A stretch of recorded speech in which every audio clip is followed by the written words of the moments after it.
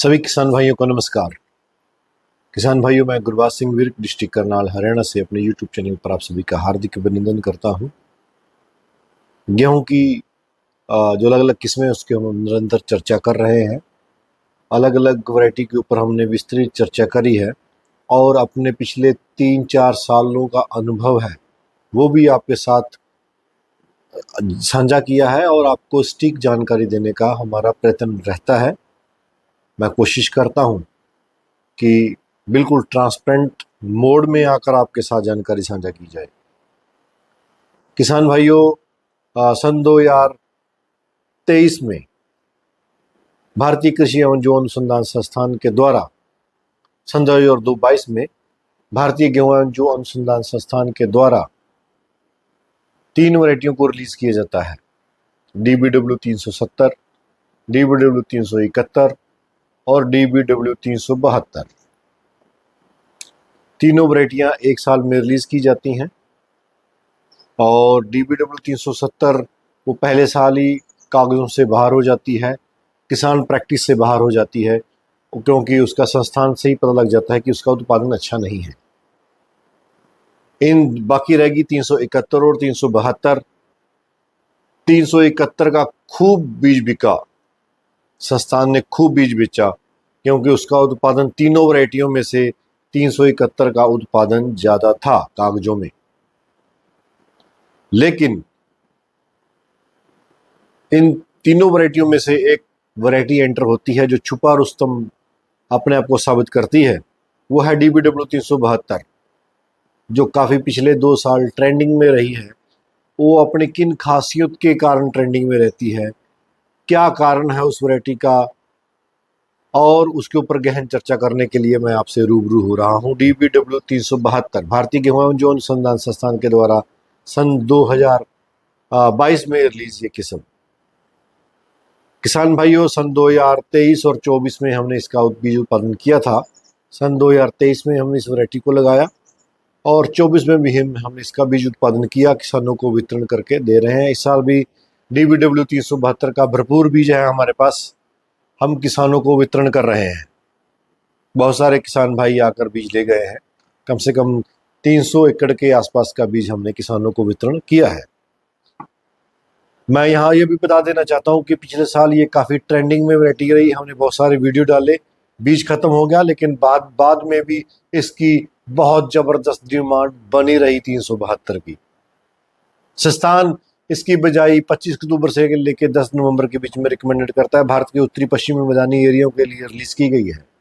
Punjab, Haryana, UP, Jhansi की division को छोड़कर, राजस्थान, कोटा और उदयपुर की डिवीजन को छोड़कर, उत्तराखंड का तराई का एरिया, दिल्ली, जम्मू के 2 जिले जम्मू और कठुआ, हिमाचल के 2 जिले ऊना और श्री पोंटा साहिब में तमाम बड़ा एरिया इस वैरायटी के अंतर्गत आ जाता है। DBW 372 बहुत शानदार वैरायटी है।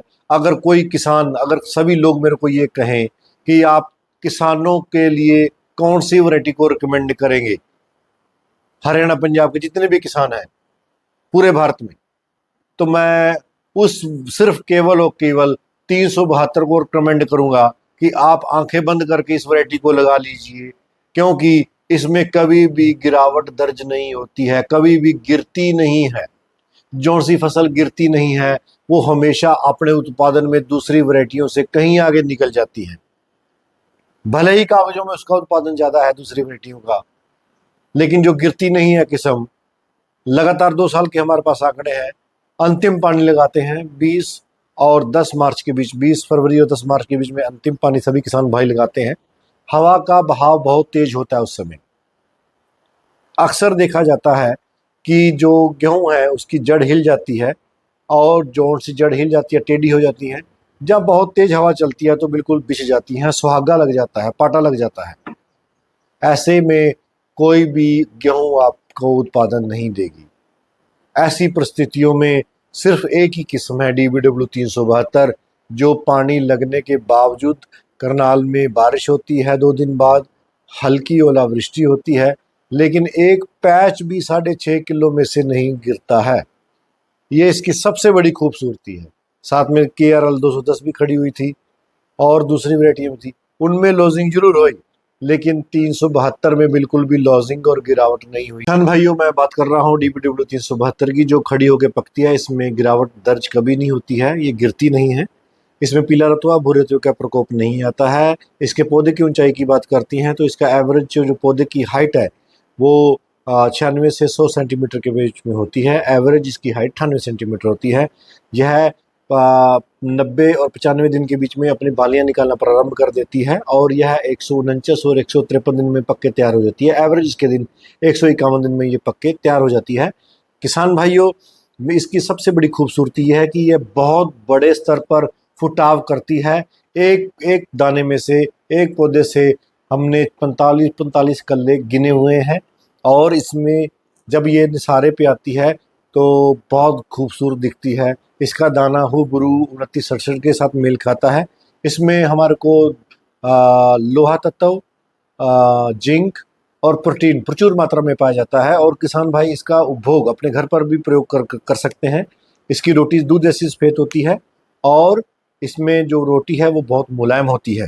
तो किसान भाइयों, मैंने आपके साथ विस्तृत चर्चा करी है DBW 372, जो हमारे पास 2 सालों में हमने जिसका ट्रायल मोड में जिसको हमने लगा रखा है, बीज उत्पादन करके दे रहे हैं। हमने बीज 2 साल लगातार दिया, ये हमारा तीसरा साल है। तीसरे साल में हम इसका बीज हम दे रहे हैं। मेरा आप सभी से अनुरोध रहेगा कि इस वीडियो को लाइक और शेयर जरूर करें। DBW 372 वो कि इसके 1000 दानों का भार है वो 42 ग्राम है।